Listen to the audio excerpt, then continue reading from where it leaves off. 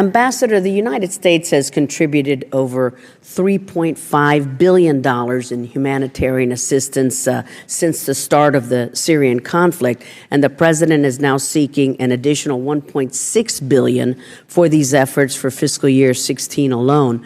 But we must ensure that we are being as efficient and as effective as possible with that aid. 72% of the aid that we've provided thus far has been routed through UN agencies and UN initiatives. My concern is that once this money goes to the UN, we lose our oversight into what is actually being done with that assistance, which is why I was joined by Congressman Deutsch, Mr. Connolly, and Mr. DeSantis last month in requesting a GAO report on our Syrian humanitarian assistance. What mechanisms do we have in place to ensure that the aid that we send through the UN gets to the intended recipients? And does the administration have a humanitarian response strategy that is distinct from the ISIL strategy? And if so, what is it? And if not, why not? Moving to Afghanistan, sir, we learned from SIGAR's supplemental report released on February 27th that state and USAID only responded to 3 of SIGAR's 24 questions by the deadline that was December 29th. And as of the report's release, 14 questions still have not been answered. This isn't the first time that we've had an issue with state and USAID stalling or not getting answers to SIGAR as well as GAO. Where is state and USAID in answering these 14 questions? And what would SIGAR and GAO say if we call them up right now for an assessment? On the Palestinian issue, on April 1st, the Palestinians will officially be members of the International Criminal Court, the ICC, and in my view, that has already triggered U.S. law to cut off funding. While the administration has indicated that it does not believe that the PA's actions triggered the suspension of U.S. aid, it has said that a review of aid to the Palestinian Authority is underway. What is the current status of the third tranche of outstanding aid to the PA, and what is new with the review?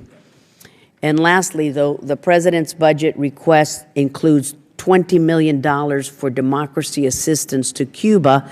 I worry that the administration's normalization effort might signal the end of our efforts to promote democracy and governance on the island and indeed throughout the Western Hemisphere.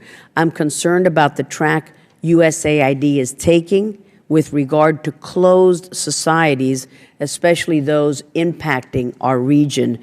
In Venezuela, for example, many of us have been advocating for years that the people of Venezuela need more democracy and governance funds, yet the administration still does not give Venezuela the attention it desperately needs. Can USAID provide the committee with a breakdown on how much aid in the Western Hemisphere is specifically going toward democracy and governance program? And then lastly, for Ms. Hyde, MCC is in the middle of implementing a $277 million compact with El Salvador, awarded because of that country's supposed commitment to political rights, to the rule of law, to control of corruption. This is despite widespread concerns over El Salvador's March 1st election, the results of which have still not been announced. Will MCC suspend El Salvador's compact if elections there are determined not to have been free and fair? Ambassador. Thank you, Congresswoman. You've given me quite an interesting plate here, and see if I can take them in order. To begin with, our support to various communities, and refugees and other humanitarian programs around the world.